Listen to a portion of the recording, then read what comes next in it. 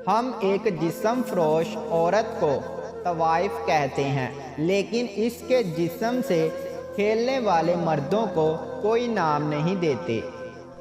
किसी औरत के बाबरकत होने की अलामत में से एक ये है कि इसकी तरफ रिश्ता भेजने और रिश्ता मंजूर होने में आसानी हो। मैं इश्क के बारे में सोचता हूँ तो सिर्फ शहवानियत ही नज़र आती है।